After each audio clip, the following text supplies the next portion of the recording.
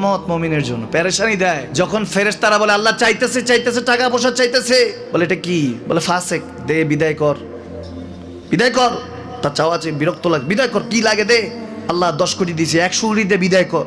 মুমিন যখন চাইতে থাকে আল্লাহ আমাকে কিছু লাগবে, যখন একটু করে চায় আমার মাটাকে সুস্থ করে দাও, বাবাটাকে আল্লাহ আমার স্ত্রীকে আমার আমাকে একটু তৌফিক দাও, চাইতে থাকে মুমিন। আল্লাহ বলে যখন ফেরেশতারা দেখে মুমিন চাচ্ছে, দেরি করতে পারে না, তাড়াতাড়ি খাজানা নিয়ে দিতে নেবে, আল্লাহ বলে রাখোস না, এত তাড়াহুড়া কিসে, তার চাওয়ার মধ্যে তো প্রেম আছে, একটু চাইতে দেস না।